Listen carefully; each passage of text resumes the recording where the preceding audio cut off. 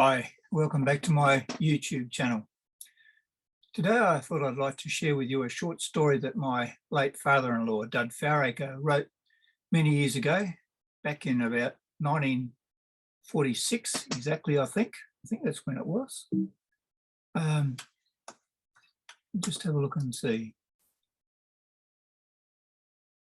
Yeah, 1946 he wrote this story, and it's about a little boy called Puddin and about his duck. And it's a wonderful story. Dud was a conservationist before people even knew what the word meant.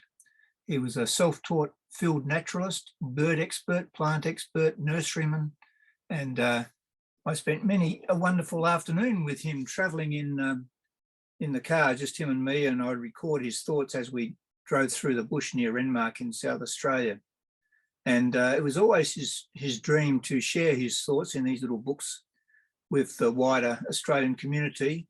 And he wanted people to have access to this story that he wrote. He actually wrote about 3 other stories a few years later when he was encouraged when he saw this one in print.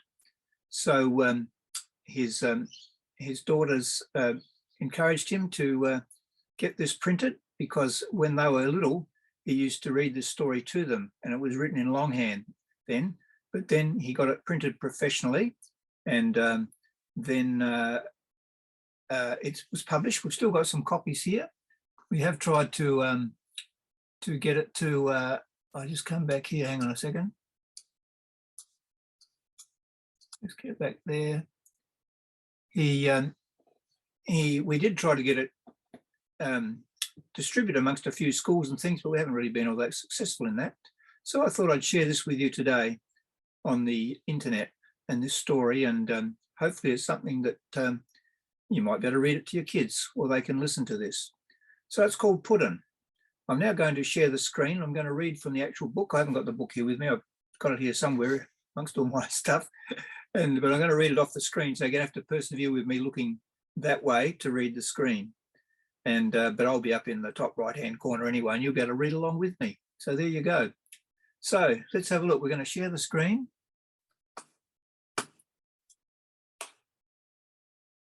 And then we will make this large, view it as into the full screen. So with a bit of luck, you'll be able to see that.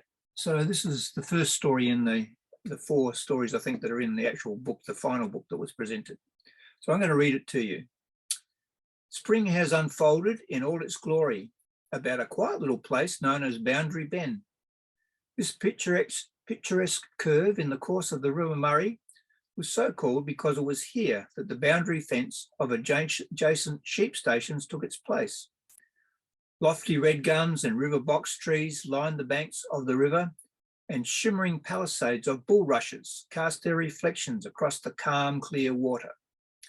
The earth rolled back from the water's edge in a gradual slope of green, giving way to little valleys, then continuing to reach out for the open plains where sheep grazed and tended their newborn lambs. Here and there, a carpet of green gave way to patches of vivid colour. Everlastings with their paper-like flowers and golden centres sparkled in the morning sun. Purples splashed their trailing stems of violet clusters in contrast to the little button daisies that grew among their midst. The heavy scented perfume from the wild lilies growing on a ridge drifted down across the slope. The buzz of busy bees in clumps of eucalyptus blossoms, jewelled wings of butterflies pausing on the daisy flowers, and the song of butcher birds joyfully heralding the first days of spring. Among this collection of nature's gifts, nestled in a little valley, some 100 yards from the water's edge, was the modest home of the Jackson family. Conspicuously white, the neat, humble dwelling of painted corn sacks stood out against a background of native myrtle trees. Marigolds and scented stocks lined the white sanded path leading from the picketed gate in a low brush fence that surrounded the property. It was only a small home, but then there was no need for it to be larger. as the only other occupant, apart from Mr. and Mrs. Jackson, was our little boy of the story. His name was Puddin. I don't know his real name, but his dad called him Puddin when he was but a few months old. The few irregular skin blemishes on his little chubby round face had caused his dad to be reminded of a plum pudding, and so the name we shall know him by, Puddin, stuck. Puddin's father was a station hand, known to some as a boundary rider. His work would often take him far from home throughout the day, visiting the outlying waterholes, mending fences, yarding the sheep, shearing, and the many jobs required to be done on a large sheep station. During his absence, Mrs. Jackson would attend to her homely duties of cooking, cleaning and mending, helped and hindered by her chubby little companion, Puddin. Each night when the sun sank low on the plains, Puddin would sit astride the rails of the stable and gaze out along a winding trail to the west. Along the road, the familiar sight of a black and white mare named Midge and the two sheepdogs, Lass and Darky, would come into view. Excitement would grow as they neared the stable gates. Lass and Darky would come bounding on ahead, barking, their tails wagging, then the friendly nudging and licking of Puddin, which oft-times grounded him from his perch on the rail. Then his father would pull up alongside the rails. Midge would head for the feed bin. Puddin would rush to the gate with his usual cry, "Howdy, Dad." Dad would return the greeting with a "Howdy, partner," lift the chubby little fellow to his shoulder, cover his son's head with a wide-brimmed stockman's hat, and then ask, "What's Mum got to eat tonight?" From here on, Puddin would go into detail, how he stirred the cake mixture, shelled the peas, cleaned out the icing dish, and how Mum growled when he wanted to put his mud pies in the oven. His dad would smile and squeeze his little brown arms and set him down at the kitchen door. Here, Smoky, the pet cat, would join them, follow them to the kitchen table, and take up its place by Puddin's chair to receive of his offerings when the meal commenced. And so it was in these surroundings that Puddin was to be brought up, maybe to be a stockman like his dad, maybe to own a station, or maybe to grow up wise and be a leader of men. The nearest neighbour to the Jackson home lived nearly 10 miles away. They would sometimes come on a friendly weekend visit, but to Puddin it was just a visit where he took no part. They did not have any little girls or boys like himself, and when the meal was over, he sought the company of Smoky the cat, and would oft-times be found fast asleep, cuddling his pet when the visitors had gone. The parson from the nearest town occasionally visited the Jacksons, and on these occasions Puddin enjoyed himself as the understanding vicar would listen attentively to his tales about tadpoles, ants and such. It was perhaps because of his lack of playmates that he sought other interests provided by nature itself. And so it was that a varied assortment of treasures would appear from time to time on the chest of drawers near his bed. Here could be found a bottle of grasshoppers, a box of new-born mice, a sleepy lizard tied in a sock, or a turtle swimming in a pie dish of water. Each day, treasure hunting would occupy a great part of his time. Witchetty grubs, caterpillars, dragonflies, lizards, and dozens of others would find their way into the kitchen to Mum for identification. Cooperation, however, often reached a limit, and Puddin was coaxed to release many of his finds when his mother did not agree to their place in the home. It was on one of these occasions, when the vicar had paid them a special visit and had accepted an invitation to stop for lunch, that the family had been seated around the table and the vicar was saying grace before the commencement of the meal. At the pronouncement of the words, "For what we are about to receive, may the Lord make us truly grateful," Puddin clutched his pocket and interrupted. "He's gone!" In astonishment, the family, I'll come back. In astonishment, the family sharply raised their heads to see a large bullfrog clamber from the chutney dish, followed with a series of leaps in the direction of the vicar, and then wade through his noodle soup. However, the parson accepted later invitations for lunch, but always insisted thereafter in searching Puddin's pockets beforehand. One day, after Puddin had gone off on one of his usual expeditions to the billabong and had not arrived home for dinner, his mother became alarmed and went in search of the little fellow. Although covered in mud and pollen from the flowering rushes, Puddin was quite all right. He was sitting on a log and clutching something against his shirt. He had greeted his relieved mother with an excited voice. "Mum, isn't he a beaut? He's got no mother and he's lonely. Can I keep him? Please, can I keep him?" Yes, Puddin had found a baby duckling, only a few weeks old, still soft and fluffy, although little pin feathers were beginning to show on its wings. True, it seemed that the little bird had no one to look after it, for there were no parent birds about, which was most fortunate for Puddin. "He's very lonely, Mum, and I reckon Smoky would like a playmate too. Can I keep him? Please, Mum, can I take him home?" A pat on the head and a big smile from his mum assured Puddin that his request had been approved, and he hastened off to introduce his new playmate to Smoky the cat. Strangely, Smoky showed great appreciation and followed the fluffy little duckling about the kitchen occasionally, sniffing it and gently patting the little newcomer. "Look, Mum, he's got freckles all over his front."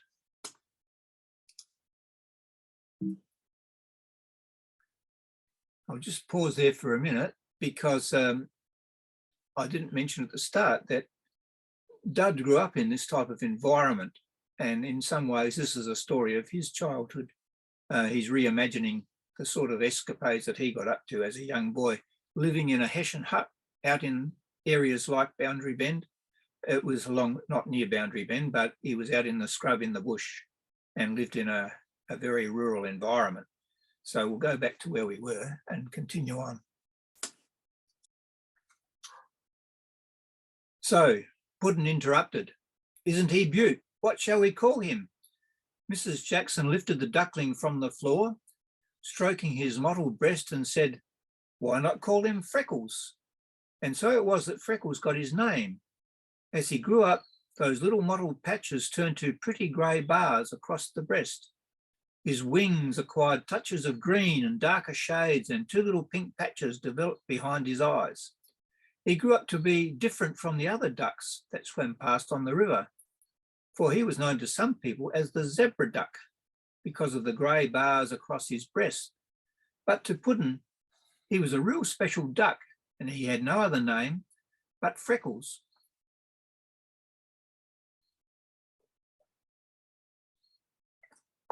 Excuse me.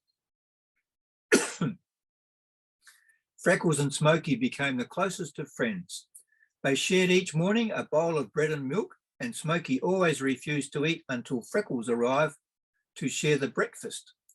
With Puddin, many happy hours were spent on the white sand heap, which Mr. Jackson had placed in the corner of the backyard.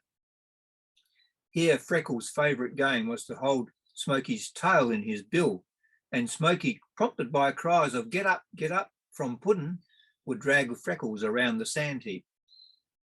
The cat would not rest unless Freckles was nestled in beside him at night, and as time went on, the tie in many ways between the two became stronger and stronger. True, it seemed that Smoky had accepted the position as foster parent to the little duck. However, as time went on, Freckles developed his natural instincts. The wild ducks called as they flew down the river, would often make Freckles restless, and excitedly he would return the call with his own quacking.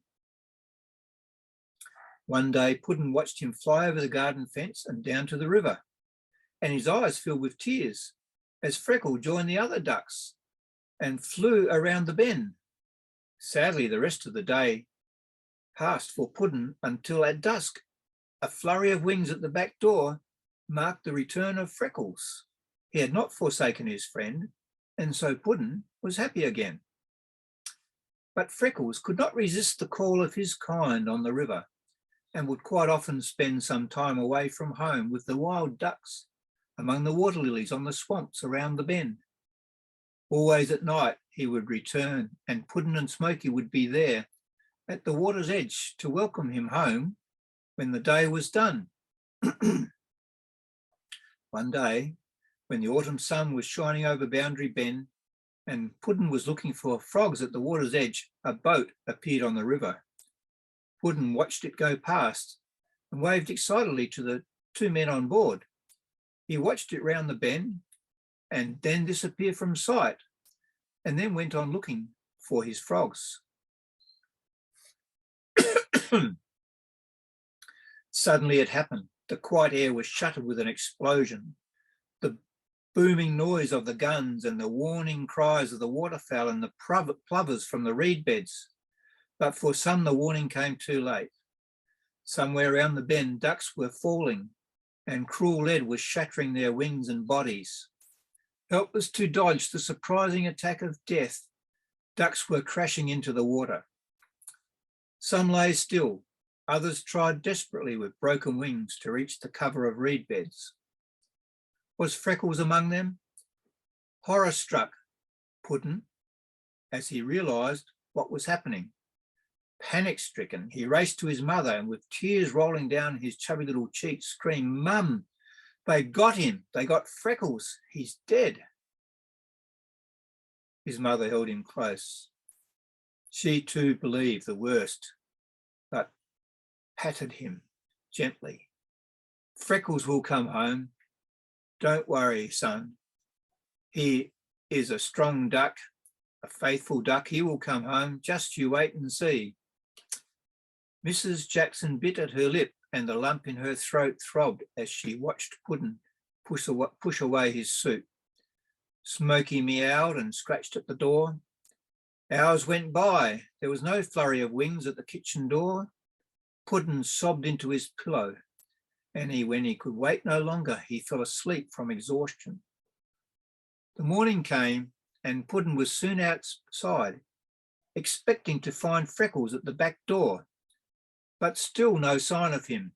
He raced to the river and scanned the water. There was still no little duck in sight, and again hope began to fade, and the tears once more trickled down Puddin's cheeks. Far down the river, a campfire was burning, and two figures were warming themselves over the glowing embers. Puddin's little legs raced along the water's edge to the campfire. Breathlessly, he asked, "Mister, have you seen a little duck with pink ears?" And "Pink ears, they say. Say, did you hear that, Joe? The kid's got a pink-eared duck." The two men laughed. "Reckon you can find him among that heap of feathers," replied the other. "No, kid, we ain't seen one with a pink ear or a moustache." They laughed again, but Puddin did not hear. His eyes were fixed on a moving object in the water. Fast he moved down along the river. Slowly the dark object moved toward the bank. Then the little chap's face lightened up with joy. "Freckles, Freckles, he's come home." Puddin waded into the cold water. Yes, it was Freckles, trailing a shattered wing through a pattern of blood-stained water. The little duck came closer and closer. Puddin reached out and lifted the exhausted bird from the water. For a moment, he stood at the water's edge, hugging his little playmate close and crying with joy of finding Freckles alive. "He came back. Mum said he would," the little chap said at last, then looking up, observed the faces of the two men. There was no sign of laughter on their faces now. Quietly they watched Puddin pull his little jacket around Freckles, and never a word was spoken as Puddin then hurried away to break the news to his mum. Back on the kitchen floor, Smoky meowed and poured at the bowl of bread and milk. Then as Freckles dipped his bill, so the cat lapped from the other side of the bowl, slowly Freckles raised his head, looked up at Puddin with his little black eyes that plainly said, "I made it, pal." Then with a blood-stained wing stretched out on the kitchen floor, those little eyes began to close. "Mum, he's dead." Then uncertainly the little voice inquired, "Is he, Mum? Is he?" Mrs. Jackson could not speak. She hugged Puddin against her, trying desperately to comfort her son with words that would not come. Then she told Puddin he was a brave little duck. He came home and now he is having a long, long sleep. The autumn months passed, followed by the cold, wet days of winter. And then as a beautiful butterfly emerges from its ugly chrysalis, so did the winter turn to spring again. Once more the lambs romped in the tall grass, the everlastings painted the slopes, and the butcher birds sang in the valleys.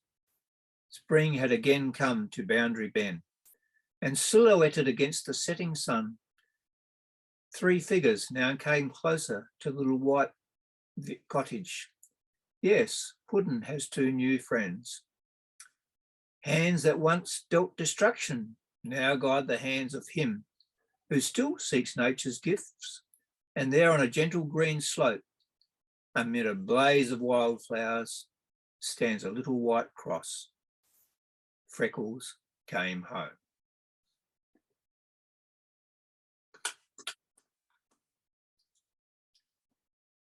Very sad at the end, isn't it? It's a wonderful story, though. So you can see why my wife and her sister and brother were very keen for this to be put into print, because they grew up listening to that story. And Dud did do some other short stories. So depending on the reaction that we might get from putting this up, he wanted everyone in Australia to hear this story, and maybe the whole world can hear it now. So anyone, if you're interested in some more of these stories, there's 3 more that I could probably read in a similar fashion, and we'll see what happens. And I hope to share more about Dud and his life and the things that I learned from him, and some of the expeditions that we went on in days gone by, where I actually tape recorded many of our conversations as we drove around the bush out from Renmark. So once again, thanks for watching. Like if you like, subscribe if you wish, and I'll see you next time.